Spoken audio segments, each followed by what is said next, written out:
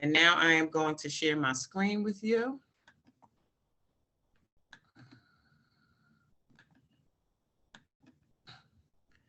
All right, let me move this down the bottom. And whoa, whoa, whoa. That's the wrong class. Sorry, y'all. I was getting ready to take you to last week's class. Didn't have nothing to do with you. Let me bring you to today's class.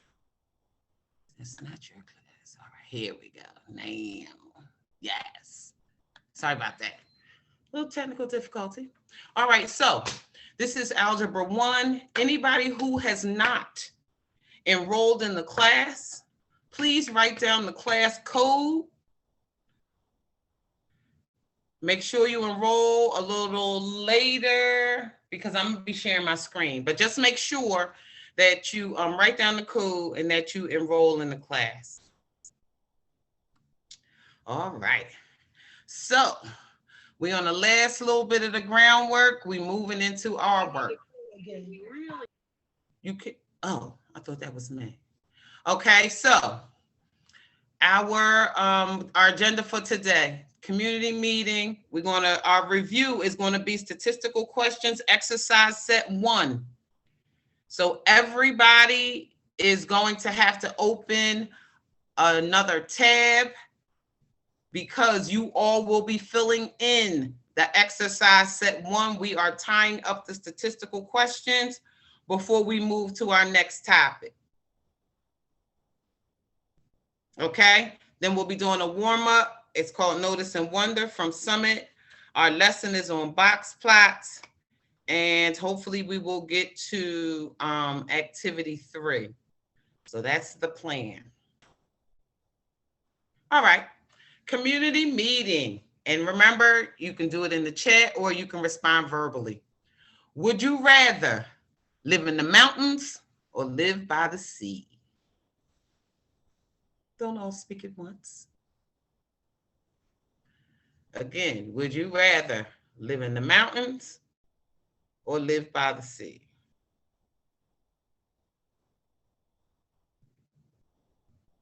And I just want you all to know, just to stir your thinking, I chose a picture of the mountains where it's not always snowing.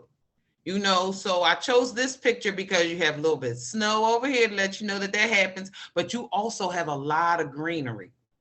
And then looking at the sea, depending on where you live, you can have it can be frozen at some point. Not always, you know, tropical when we think about the sea. So I chose those pictures to kind of give you a little more food for thought. So what would you rather? Would you rather live in the mountains or live by the sea? Let me see if somebody's, I have me some chats. My chats. Okay, I got by the sea, mountains. Okay, 3 mountains, 2 seas. Somebody who said the sea, defend. Why the sea? And which side? Would you want the tropical sea or would you want the Arctic Sea? What do you think?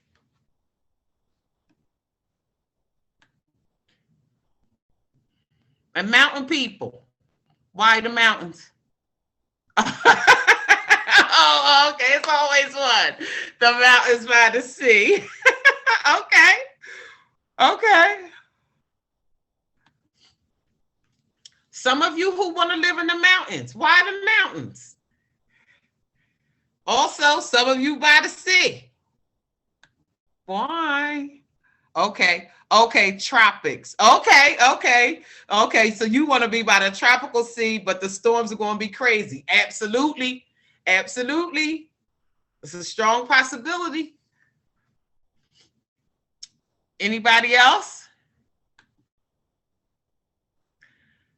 I think I would want to do the mountains too. And I would want to do the mountains because see, I can have some versatility.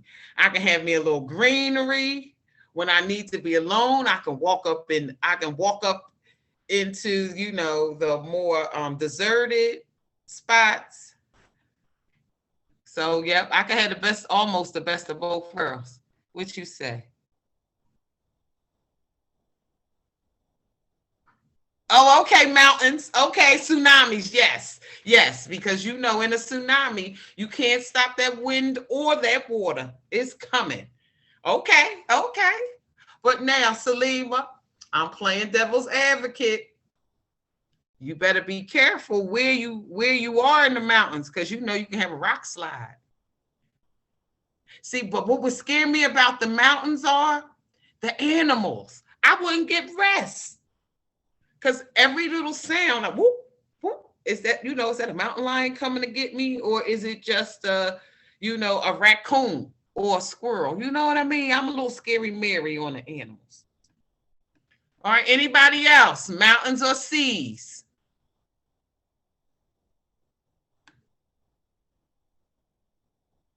All right, and I just asked this question because everybody finds their peace, so to speak, in wherever their elements. While I appreciate the calming nature of the water, and because both scenes, when we talk about the sea, are beautiful. As well as the mountains. The mountains gives me that bit of solitude. But again, find your peace. And for those of you, mountain or sea, go to the mountains, spend some time out there. Even if you just go to the Poconos, because that's close and you still get the full effect. And those of you who like the sea, make sure you go. Make sure you go and just absorb that peace that it brings. All right, my darlings, let us move on. Okay, so in our review, good morning. In our review, we are going to look at statistical questions. So I would like you to open a new tab, log into Summit. Once you are in Summit, you are going to go to Algebra 1. The topic is one variable statistics, or the project is one variable statistics. The topic is categorizing questions, and the title of the exercise set is getting to know you. Now I am going to share it on my screen. I'm just going to have to choose somebody. All right, is anybody having a problem getting there before I stop sharing my screen? Again, open a new tab, go into Summit, Algebra 1, the project, one variable statistics, the topic, categorizing questions, and the activity we're doing is called Getting to Know You.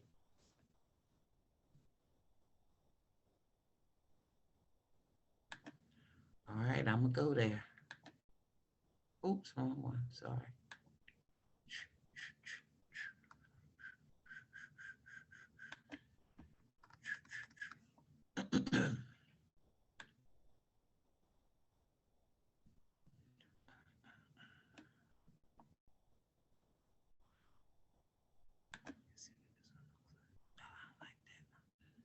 No, they give me a different presentation. Yes. All right. So, ladies and gentlemen, in the first one, you are asked to write a survey question for which you can collect numerical data. So remember, we talked about statistical questions that you will ask a lot of people, and you will get different answers. Some of the answers will be numerical, and others will be categorical. So that is your task in the first two. Everybody should not have the same question because you all don't think alike. Wait a minute, somebody's chatting me. I'm looking chat. Give me a second. Oh, okay. Yes. All right, Sierra, I'm in the mountains with you, girl. Thank you for answering the question. All right, so again, remember, we talked about statistical questions, which are questions that have varying answers depending on who you ask. Well, depends on what your answer is. So that's what you're doing in the first two. The first one, you are creating a survey question or a statistical question that will have numerical answers, producing numerical data. And the second one is a statistical question, which you will get a categorical response, producing categorical data.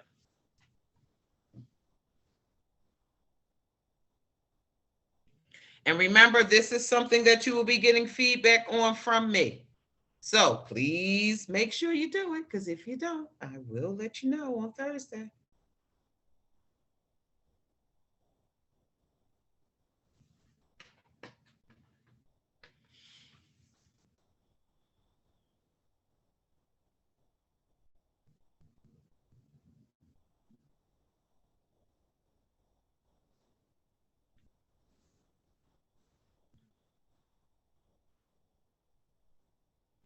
I'm gonna give you 2 minutes per question. So I have 10:46.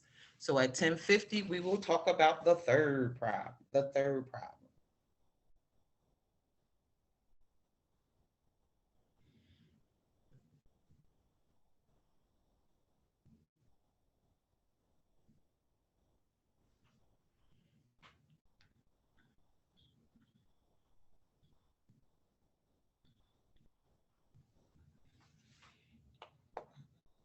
Let me see, somebody else joined us.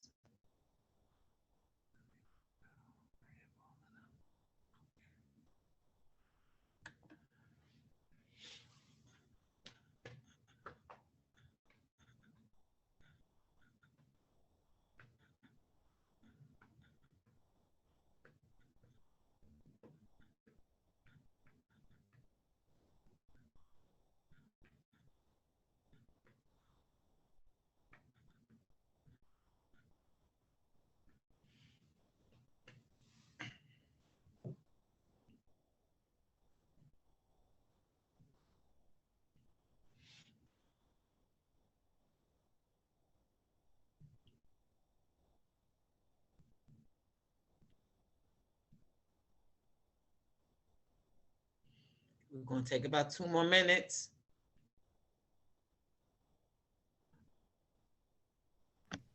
Miss, Yes. can you assign me the class? Oh, I'm sorry, my love. I sure can right now. Um,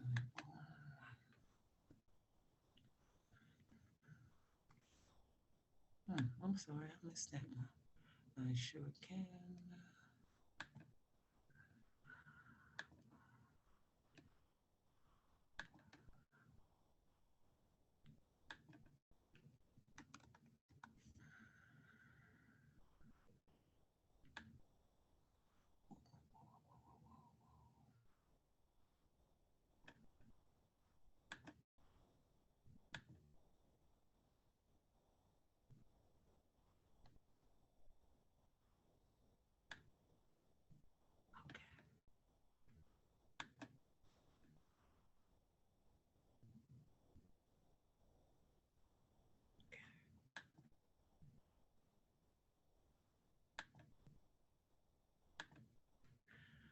Okay. If you refresh your screen, yep. If you refresh your screen, you should be there.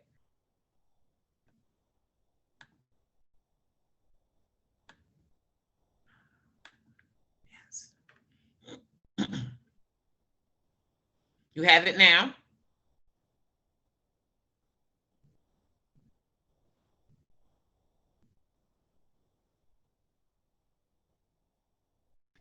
Yeah. Okay, thanks.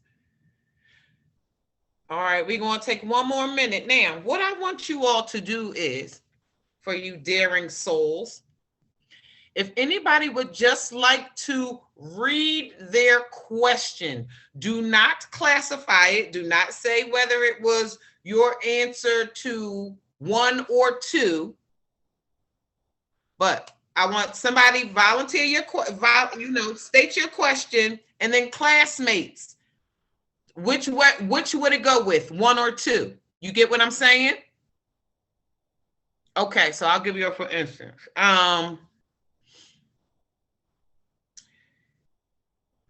Let me see. Oh, somebody might have used it though. I don't want to take. That's all right. No. Let me ask something I know you wouldn't ask. Okay. What is your favorite state to visit? So that is the question. Now, would it go with 1 or 2? Somebody. What is your favorite state? Where would that go? Would that be, would that go with 1 or 2? I think number 1. Number 1. So I'm asking the question and I'm going to get data. I'm getting numerical data out. Am I getting numbers out of that question?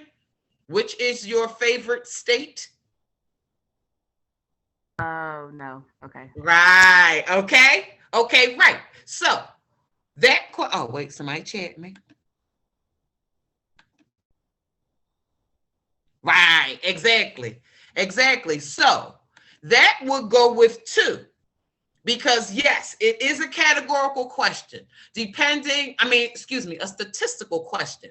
Depending on who I ask will determine my answers, and my answers are coming out in categories. So somebody's going to say Pennsylvania, somebody will say Florida, somebody will say Texas, somebody will say North Carolina, somebody will say California. Okay? So therefore, my question would have gone with number 2. Mine was a survey question, making it statistical, but my data would have been categorical, because once I get my answers, I can put all the Pennsylvania lovers here, all the Delaware lovers here, all the Virginia lovers here. Okay? Anybody want to volunteer a question? And if you don't, it's okay, because I will look. I will look on my own.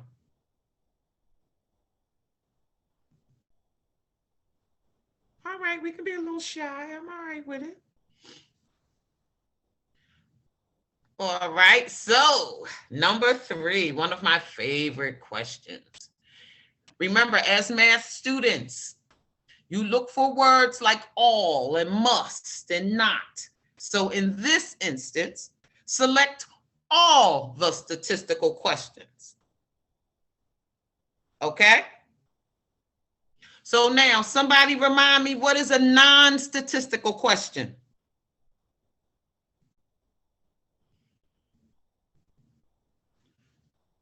A question that don't change. Exactly. Yep. The question's what doesn't change? The outcome. Yes, that's right. The outcome of that question is the same. I don't care who you ask, when you ask them, how you ask them. When you ask that question, it will be the same all the time, all the time, all the time.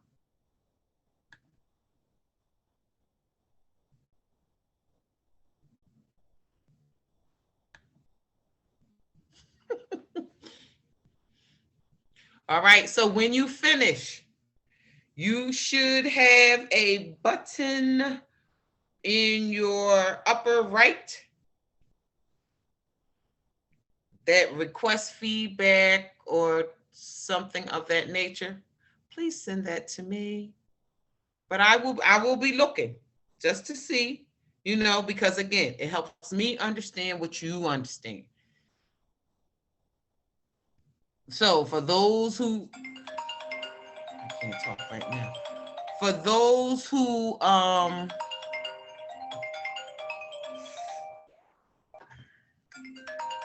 need to hear, A says, what is the typical amount of rainfall for the month of June in the Galapagos Islands?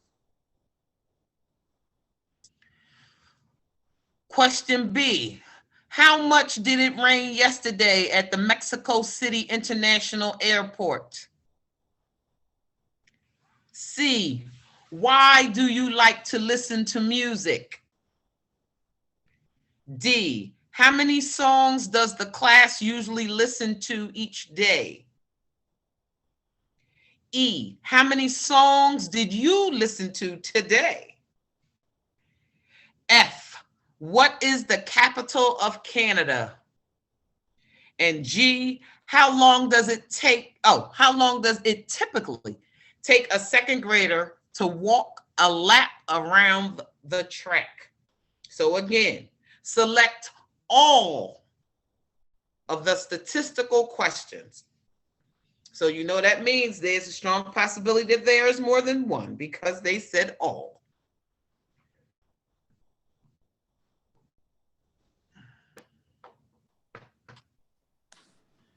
Again, I will give you, my clock says 10:56, so I will give you 4 minutes. Let's tighten them up, you know, question yourself.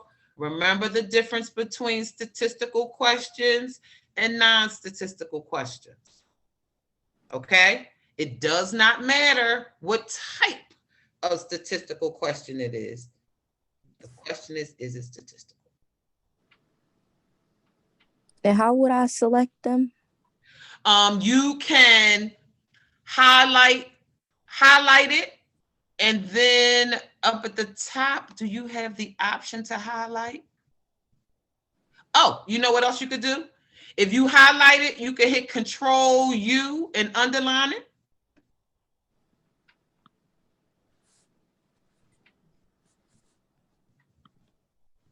Did that work for you? I'm sorry, do what again? That's all right.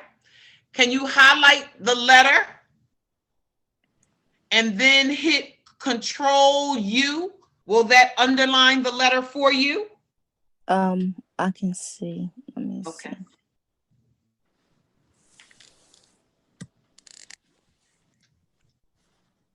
Nope, it didn't do it. If you highlight it, will it put it in bold? If you highlight it and hit Control B, did it bold it up? Let me see.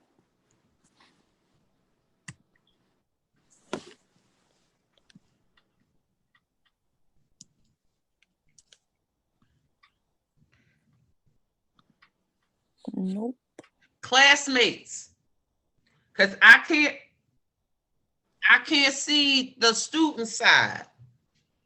So let me see. If I can, let me go in like a student maybe.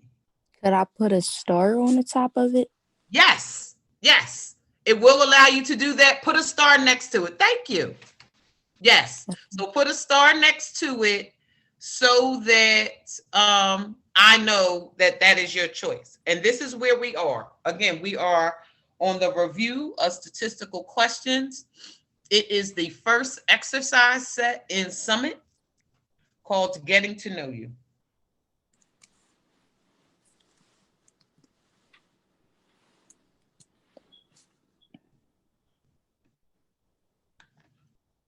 We're going to take about 2 more minutes.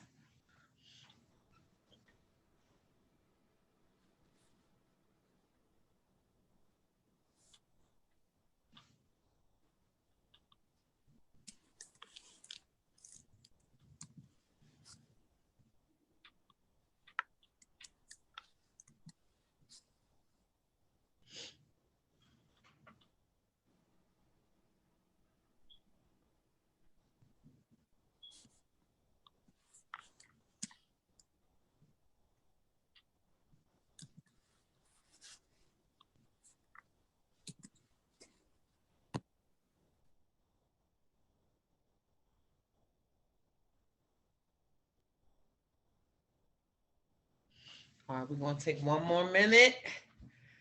Again, everybody who is here today should have this exercise set done. All right, so according to my clock, it is 11 o'clock. Please tighten this up. Finish it. If you haven't finished it, leave the tab open and just, submit it at the end. Okay, we okay? Everybody's with me? Okay. Now, our warm-up is going to be called Notice and Wonder. And your task is to take a critical look at the same data represented in 3 different graphs. So here we go. Notice and wonder. So I'm gonna try I'm done mine, but at the top it say edited, and it don't say to share it. Okay, leave it up and we'll talk before the class ends. Okay? Okay. I see what you had. Wait, somebody said. Okay, Salima's telling me the same. Okay. All right, thank you. Leave it up, ladies, and then we'll tighten it up at the end. Is that okay? All right. All right, so ladies and gents, you should see on your screen a notice and wonder called battery life. So the dot plot, histogram, and box plot summarize the hours of battery life for 26 cell phones constantly streaming video. What do you notice? What do you wonder? So now, ladies and gentlemen, I'm trying to make it bigger. Oh, here I go. Woo. So each graph has its strength, and that's a little too. Each graph has its strength. So if we look at just the dot plot, what do you notice? What information can you tell just from looking at this dot plot about the battery life? Because it has the title, it's the battery life in hours. And we know we are talking about these cell phones. So what do you notice in that dot plot? What information can you get from the dot plot?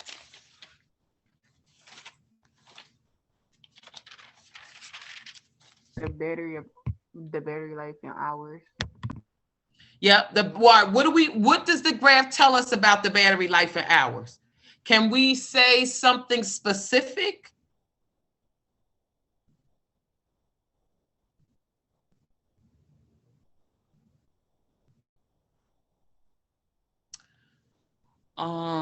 Okay, got a question. What is happening at 5.5 hours? It went down.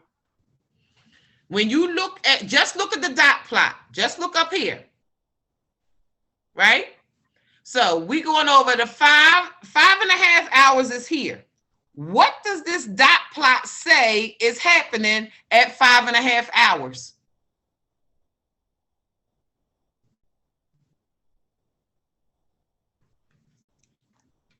Ooh.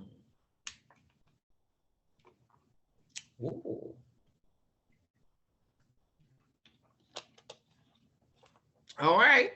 Well, okay. Nobody sees anything. Because the tower at 5.5 is the tallest, what does that mean about the data?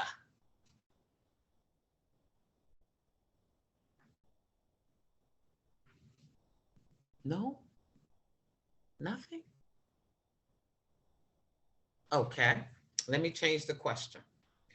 If you are looking at the dot plot,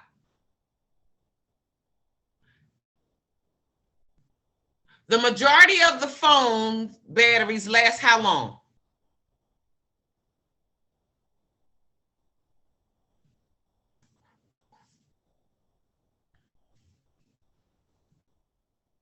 Is somebody chatting me?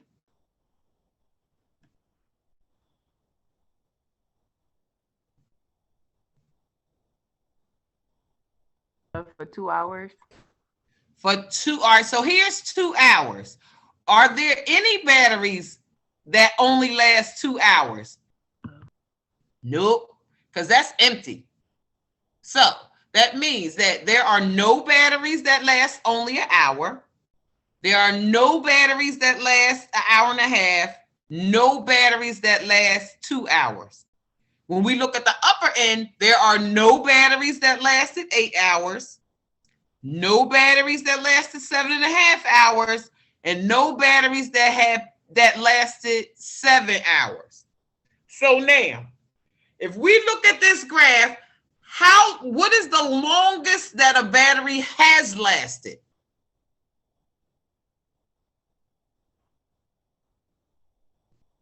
If we just look at, wait a minute, let me see. All right, if we just look at this part of the graph, right? Just there. Remember, each of these little dots represents a cell phone, right? So the graph itself,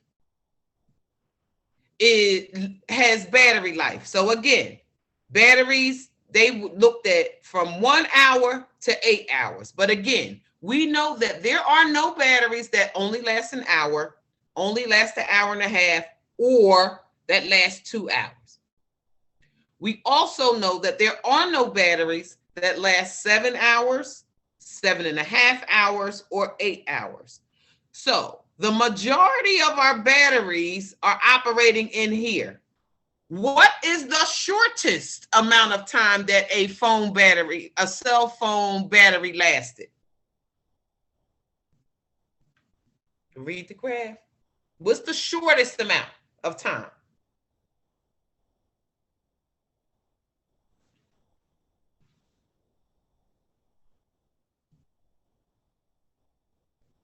Nobody? All right. What's the longest amount of time a cell phone has lasted?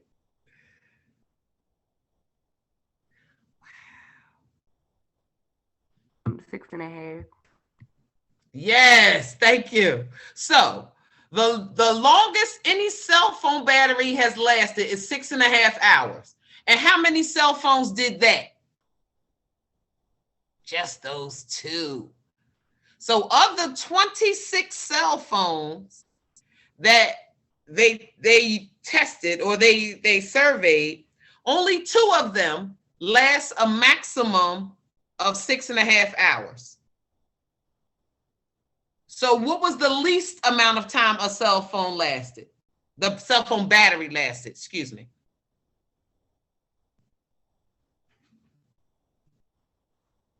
Somebody else can talk besides her. It's okay. What was the least amount of time? Because again, ladies and gentlemen, remember, the course will be talking about reading a graph. Okay? So I'm gonna need you all to talk to me.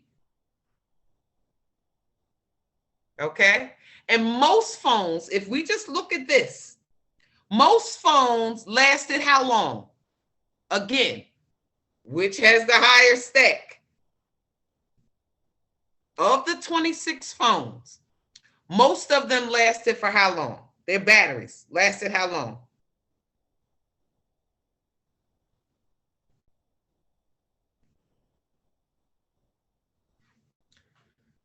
Ladies and gents, this only works if you talk to me. That's the only way it works.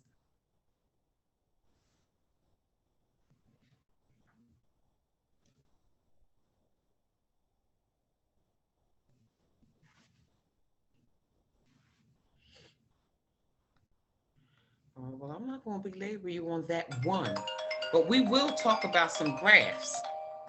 So let's look at the second graph. What do you notice?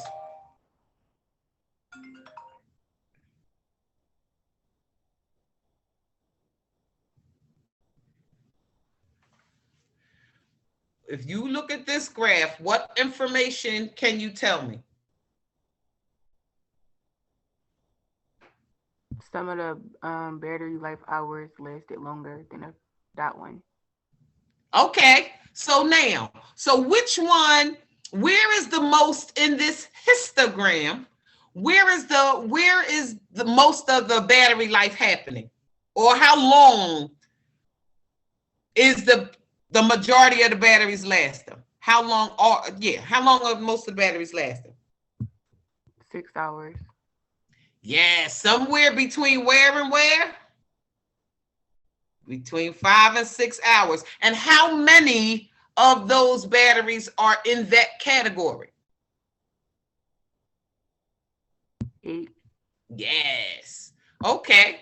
Yep. So we can see from that histogram that most of the phones last between 5 and 6 hours. Now remember, the first graph and the dot plot and the histogram give the same information. Do you see that same information up here? Does it look like between 5 and 6 hours, that's where the majority of the cell phones are lasting? The batteries are lasting. Yep. Okay. Now, what else can you tell from this second graph, which is a histogram? We know that the majority of the batteries last between 5 and 6 hours. What else can we tell? Just from looking at this graph.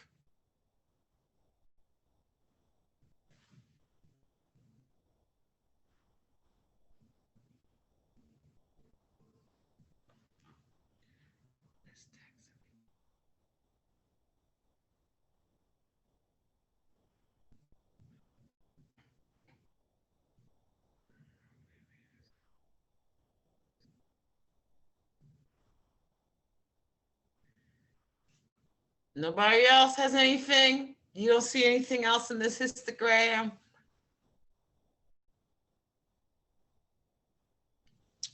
Okay. And last but not least, we have a box plot. And some of you may remember this being called a box and whiskers from middle school. So when you look at this box plot, what information can you draw from it? Anything? What do you notice?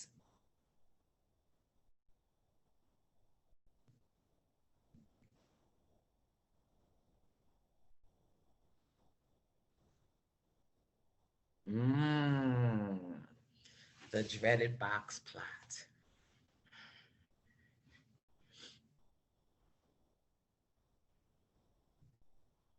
Nothing. Okay. All right. So I want you all to know that your silence actually helped me. So now I'm going to help you all and tell you where we're going. So the purpose of that notice and wonder was to, one, get you to, again, critically look at data represented in 3 different graphs. But it is also the segue into where we are going. We are going to use those 3 plots throughout the remainder of the term. And again, we will be looking at them, analyzing them, comparing them to one another. Okay? So I used that notice and wonder to see what you all really remember. So I am going to, or we are going to discuss them, and I am going to discuss the one that I think most people do not like first. So, note-taking time, good people, for this next little 5 minutes. Here we go. We are going to talk about box plots, which are also called box and whiskers. So, I would like you to write down the 5 steps. You will first put the data set in numerical order. The second step, you will identify the maximum and minimum values from the data set. The third step, you are going to find the median of the entire data set. Fourth, you will find the median of the first half of the data. Remember, the median will split the data into two parts. So in the fourth step, you will be finding the median of the first half of the data, or the lower quartile. And then the fifth step, you will be finding the median of the upper quartile, or the second half of the data.